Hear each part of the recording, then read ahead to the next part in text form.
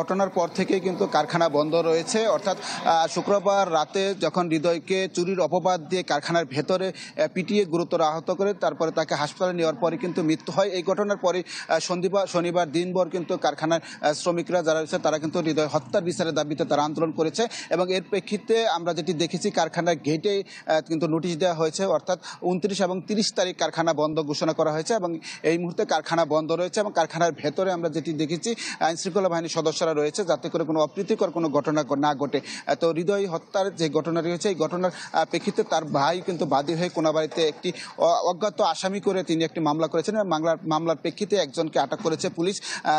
কোনাবাড়ি থানার ওসি সালাউদ্দিন তিনি জানিয়েছেন যে যাকে আটক করা হয়েছে তাকে জিজ্ঞাসাবাদ করা হয়েছে যে কারা কারা এই হত্যার সাথে জড়িত রয়েছে, যারা জড়িত রয়েছে তাদের প্রত্যেককে আইনের আওতায় আনা হবে সেটি আমাদেরকে নিশ্চিত করেছে। ইলেকট্রা এয়ার কন্ডিশনার কম বিদ্যুৎ খরচে দেবে অধিক শীতলতা আর সেভিংসও হয়ে যাবে। তাই তো আমরা কারখানা বন্ধ থাকার কারণে কারখানা কর্তৃপক্ষের সাথে কথা বলতে পারিনি।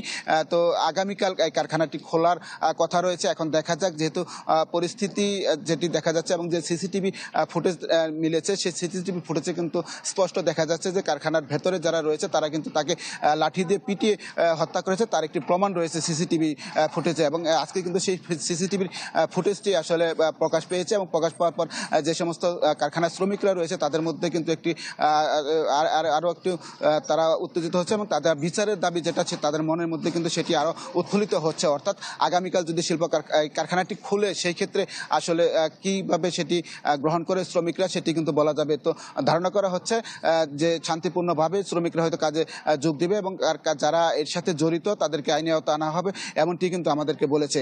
এখন এই ছিল কারখানার গেটের সামনে থেকে সর্বশেষ খবর।